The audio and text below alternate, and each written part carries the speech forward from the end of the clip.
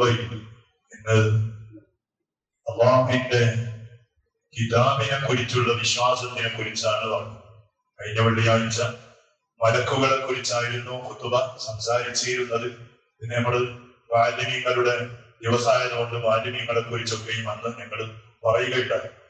ഏതായാലും അല്ലാഹുവിന്റെ കിതാബ് എന്ന് പറഞ്ഞാൽ പരിശുദ്ധമായ ദീനിന്റെ ഒരു ബൈലമാണ്. ഏതൊരു ട്രസ്റ്റ് ആണെങ്കിലും പള്ളിയാണെങ്കിലും ഏതൊരു സംഘടനയാണെങ്കിലും അതിനൊരു ബൈലോ ഉണ്ടാവും, അതിനൊരു നിയമം ഉണ്ടാവും. എന്താണ് അതൊക്കെ?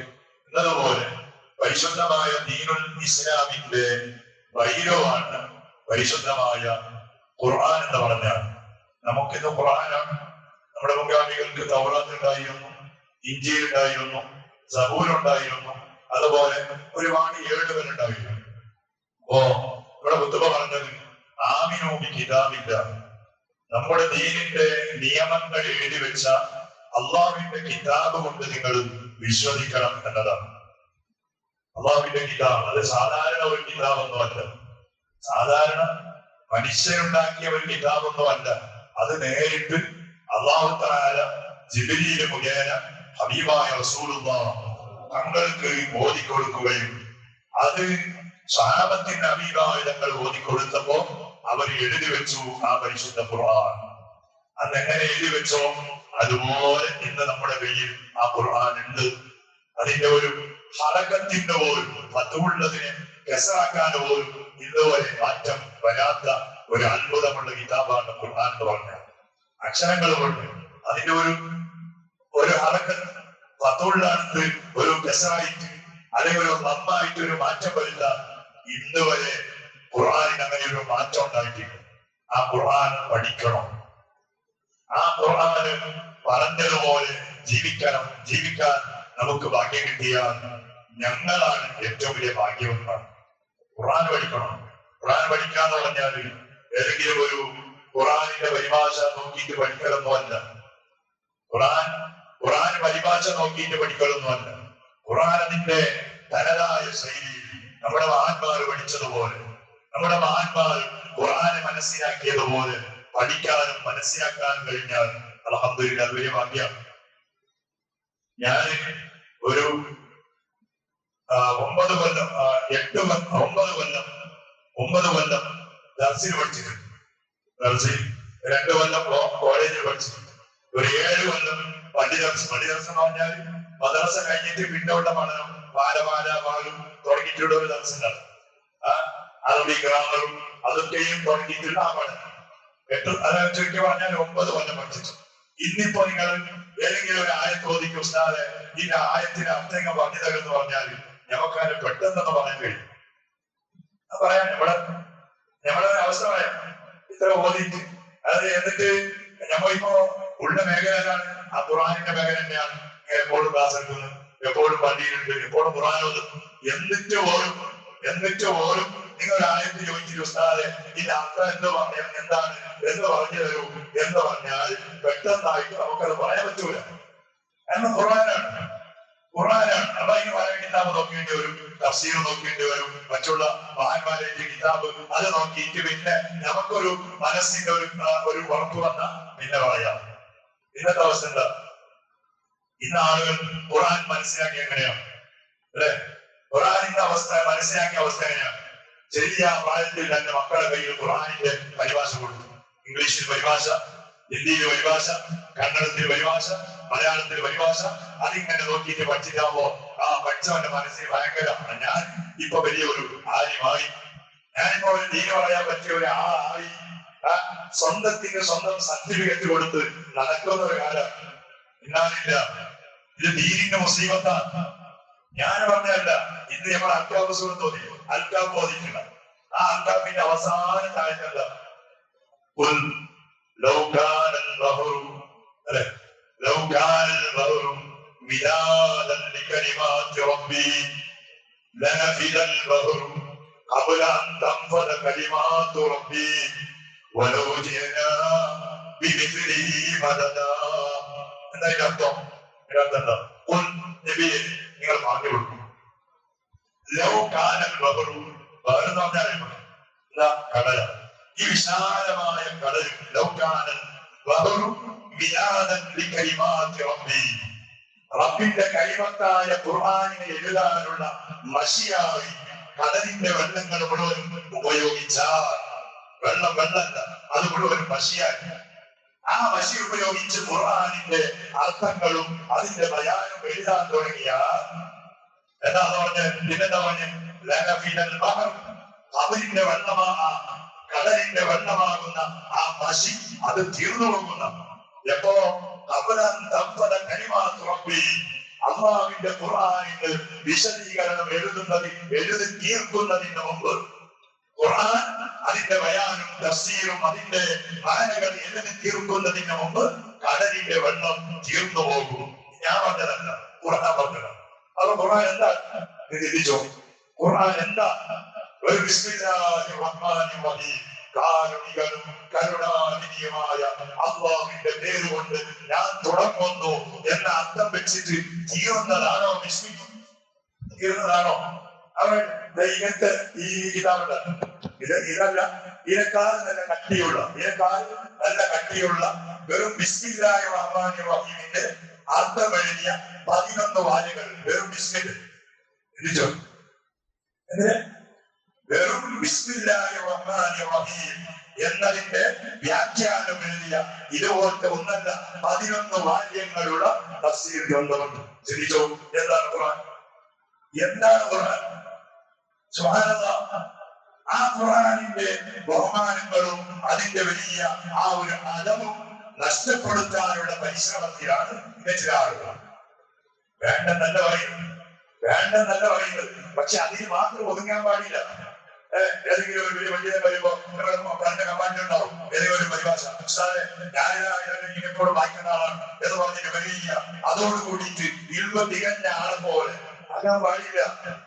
മഹാന്മാർ എത്ര കൊല്ലം പഠിച്ചു, ശംസുലുലമ എത്ര കാലം പണ്ഡിതത്തിന് പഠിച്ചു, ഉദാഹരണങ്ങൾ എത്ര കാലം പഠിച്ചു. കല്യാണം കഴിഞ്ഞതിന് ശേഷം അവർ പണ്ഡിതർസിൽ ഓതി പഠിച്ചു. എന്തിനു വേണ്ടിയിട്ട്? ഖുർആൻ പഠിക്കാൻ വേണ്ടിയിട്ട്. ഇതിപ്പോ ഈ മഴക്ക് കുറെ പാറ്റ വരുന്നുണ്ട്, അപ്പൊ പണ്ടിന്റെ ഒരു മയപ്പാറ്റം അതുപോലെയാണ്. ഇതുപോലെ യൂട്യൂബിൽ നോക്കിയ പുതിയ ഒരു ദീനിന്റെ ഒരു അടയാളമൊന്നും ശരീരത്തിൽ ഉണ്ടാവില്ല. ഒരു തലയിൽ ഒരു തൊപ്പി, നല്ലൊരു വസ്ത്രം,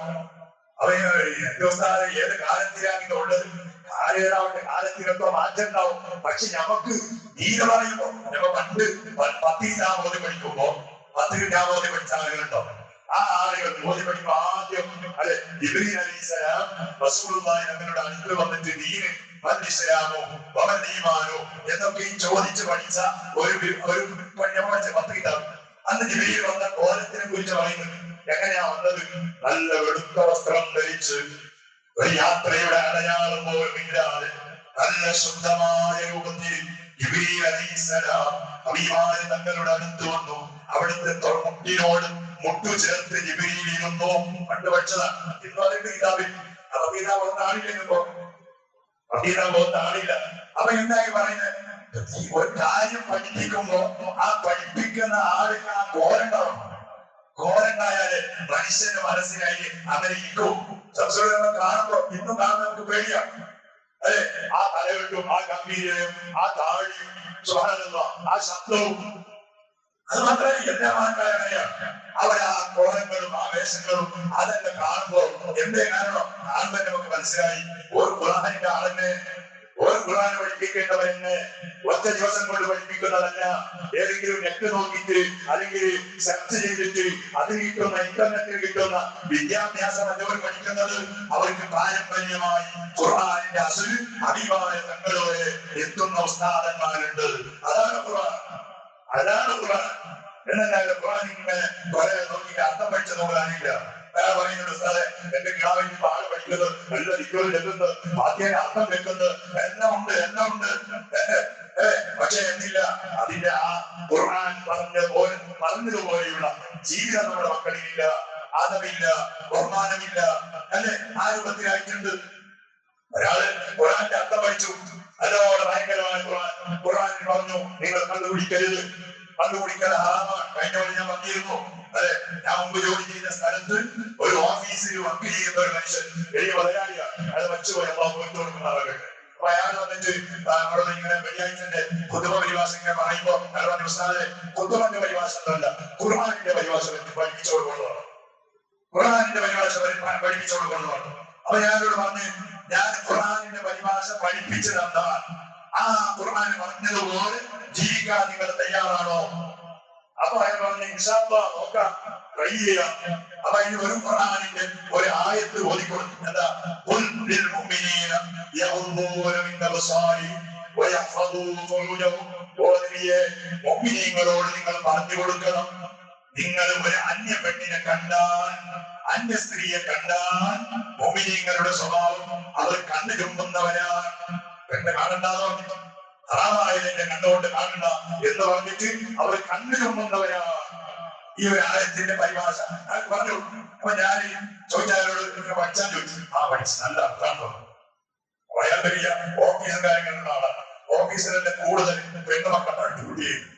ഓഫീസിൽ വർക്കർ ഫുള്ള് പെണ്ണുമക്കളല്ലേ, അല്ലെ? അപ്പൊ ഞാൻ ചോദിച്ചു, ഇന്ന് വരെ നിങ്ങൾ ഓഫീസിൽ കയറുമ്പോ നിങ്ങൾ വലത്തും ഇടത്തും മുന്നിലും പിന്നിലും കുറെ പെണ്ണുമക്കൾ കസാരയിൽ നിന്നിട്ട് ജോലി ചെയ്യുന്നുണ്ടല്ല, ഓരോ നിങ്ങൾ നോക്കാതിരിക്കുമോ എന്ന് ചോദിച്ചു. അതെങ്ങനെ ഉസ്താദേ, അവരെ നോക്കാൻ ഞങ്ങളുടെ വർക്കേഴ്സ് തന്നെ ഒരു ഞങ്ങളുടെ ഓഫീസിൽ പണി ചെയ്യുന്നവരല്ലേ. അപ്പൊ ഞാൻ ചോദിച്ചു, നിങ്ങൾ ഈ അർത്ഥം പഠിച്ചത് എന്താ കാര്യം ചോദിച്ചു. ഖുർആന്റെ അർത്ഥം പഠിച്ചത് എന്താ കാര്യം? ഖുർആന്റെ അർത്ഥം നിങ്ങൾ നല്ലോണം വന്നത് നിങ്ങൾ നിസ്കാരത്തെ വഹിക്കൂടി അർത്ഥം പഠിച്ച് നിസ്കരിക്കുന്നില്ല, എന്ത് കാര്യം? കണ്ടുപിടിക്കരുത്, നീ അതിന് ഭയങ്കര ഉഷാറാണ്. കാര്യം എന്താ? കച്ചവടം എന്ന് ആരാരാക്കിയിട്ടുണ്ട്, പലിശ ആറാമാക്കിയിട്ടുണ്ട്. നല്ലോണം ഇംഗ്ലീഷിന് പഠിച്ച്, ഹിന്ദിയിൽ പഠിച്ച്, മലയാളത്തിൽ പഠിച്ച്, നീ ആണെങ്കിലോ 1-ാം നമ്പർ പലിശയുമായി ബന്ധപ്പെടുന്നവനാണ്. എന്ത് കാര്യം? എന്ത് കാര്യം? അതാ പറഞ്ഞത്, ഖുർആന്റെ അർത്ഥം പഠിക്കാൻ എന്നെ വലുത് പഠിക്കണം, പഠിക്കേണ്ടത് പോലെ പഠിക്കണം.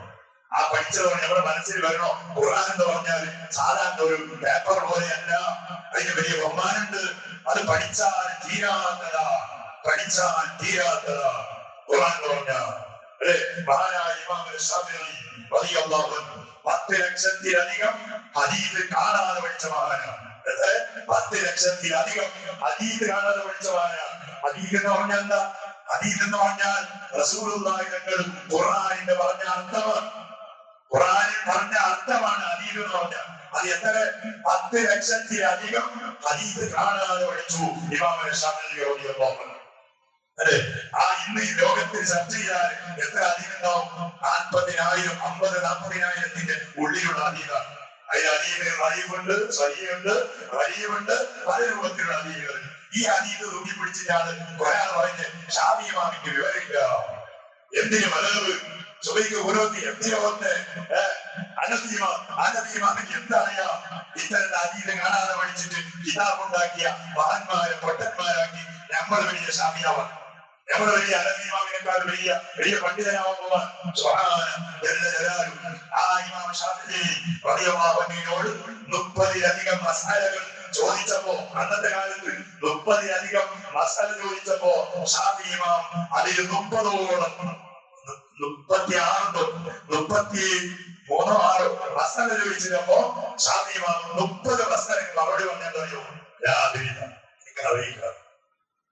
എനിക്കറിയില്ല, അത് പഠിച്ചു കളയണം. നമുക്ക് ഇന്ന് ആരെങ്കിലും ഒരാളോട് പ്രശ്നം ചോദിക്കുമ്പോ, ഒരു കാര്യപ്പെട്ട ആളോട് ചോദിക്കുമ്പോ അതിന്റെ അന്ത്യമായ ചോദ്യം ചോദിക്കുന്നുണ്ടെങ്കിൽ അയാൾ പറഞ്ഞതിനേക്കാൾ മുമ്പ് നിങ്ങളെയാണ്. ഒരു കാര്യപ്പെട്ട ആരെങ്കിലോട് പ്രശ്നം ചോദിക്കുമ്പോ അയാൾ മറുപടി പറയുന്നതിന് മുമ്പ് അടുത്ത് കേൾക്കുന്ന ആൾ നിങ്ങളല്ലേ നമ്മൾ ഉഷാറാവാൻ പോവാണ്. അതല്ല, ഖുർആൻ മനസ്സിലാക്കണം. അതാണ് നമ്മുടെ മദ്രസയുടെ അടിസ്ഥാനത്തിൽ തന്നെ പഠിക്കുന്നത് ഖുർആനാണ്. എന്റെ ഒരു അടിയുണ്ടായിരുന്നു, വെച്ചുപോയി ചെറിയ പ്രായത്തിൽ. ഒരു മദ്രസ നമ്മുടെ അങ്കകുണ്ടി അവിടെ മദ്രസയിൽ വലിയ മദ്രസയിൽ ഒരു ബാല്യമായി.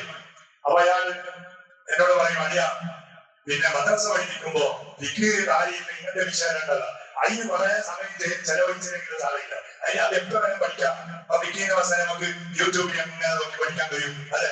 അപ്പൊ ആദ്യം പറഞ്ഞാൽ അടിയ കൂടുതലായി സമയം ഖുർആൻ പഠിപ്പിക്കാൻ വേണ്ടി ചെലവിക്കണം. കാരണം ഖുർആൻ ഇപ്പൊ പഠിച്ചാല് പിന്നെ വലുതാൻ ഓതാൻ പറ്റൂ, പിന്നെ വലുതായി ഓതാൻ പറ്റൂല. പിന്നെ മാത്രമല്ല, ആ പഠിപ്പിച്ച ഖുർആൻ അവർ എത്ര കാലം ഓതുന്നുണ്ടോ അതിന്റെ ഒരു കൂലി നമുക്ക് കിട്ടും. ഫിഖ് മറ്റുള്ള കാര്യങ്ങളെല്ലാം വലുതായി ഉസ്താദിനോട് മസാല ചെയ്യുമ്പോൾ പറയും സുജൂദിൽ എന്തെല്ലാം അവയം വെക്കണം ഉസ്താദ് പറയും, നിസ്കാരത്തിൽ എങ്ങനെ നിൽക്കണം അത് ഉസ്താദ് പറയും. പക്ഷേ ഖുർആൻ അങ്ങനെയല്ല, അത് ചെറിയ ആ മദ്രസയിൽ പഠിച്ചാലേ പഠിക്കാൻ കഴിയുന്നതാണ്. അപ്പൊ അത്രയും വലിയ ബഹുമാനമുള്ള വിഷയമാണ് പരിശുദ്ധമായ ഖുർആൻ എന്ന് പറഞ്ഞാൽ. ആ ഖുർആൻ ദീനിന്റെ ബൈലോളാണ്, ദീനിന്റെ നിയമങ്ങളാണ്. അപ്പൊ ആ ഖുർആൻ അനുസരിച്ച് നമുക്ക് ജീവിക്കാൻ കഴിഞ്ഞാൽ അതാണ് നമ്മുടെ ഈമാനിന്റെ ഏറ്റവും വലിയ ഭാഗം എന്നാണ് നമ്മുടെ ഖുർആൻ നമ്മോട് ഉപദേശിച്ചത്. അല്ലാഹു റബ്ബ് സുബ്ഹാനഹു വ തആല നമുക്ക് ഖുർആൻ പറഞ്ഞതുപോലെ ജീവിക്കാനും പ്രവർത്തിക്കാനും അമൽ ചെയ്യാനും പടച്ചവൻ നമുക്ക് തൗഫീഖ് നൽകുമാറാകട്ടെ. നമുക്ക് അറിവിന്റെ ആ പരിശുദ്ധമായ മാധുര്യം നമ്മുടെ ഹൃദയത്തിലേക്ക് പകർന്നു തന്ന നമുക്ക് എന്താണ് ബിസ്മില്ലാഹിർ റഹ്മാനിർ റഹീം ഫാത്തിഹ അതൊക്കെയും ഓതാൻ പഠിപ്പിച്ച എത്രയോ നല്ലവരായ നമ്മുടെ ഗുരുനാഥന്മാർ മരിച്ച തവരിലാണ് പടച്ചോനെ. ആ ഉസ്താദന്മാരിൽ ഞങ്ങൾ ഓതുന്ന ഖുർആനിന്റെ ഓരോ അക്ഷരങ്ങളുടെ നവാബ് നീ എത്തിച്ചു കൊടുക്കണേ അല്ലാ. ആ ഖുർആൻ കൊണ്ട് ആ ഉസ്താദന്മാരുടെ ഖബർ നീ വെളിച്ചമുള്ള ഖബറാക്കണേ അല്ലാ. സന്തോഷം നിറഞ്ഞ ഖബറാക്കണേ അല്ലാ. ഖുർആൻ പറഞ്ഞതുപോലെ ജീവിച്ച് അവസാനം മരിക്കുമ്പോ ഈമാനുള്ളവരായി മരിക്കാൻ ഞങ്ങൾക്ക് നീ ഭാഗ്യം തരണേ അല്ലാ. ആമീൻ ബിറഹ്മതിക യാ അർഹമർ റഹീമീൻ. ഇലാ ഹുറത്തിൽ നബിയിൽ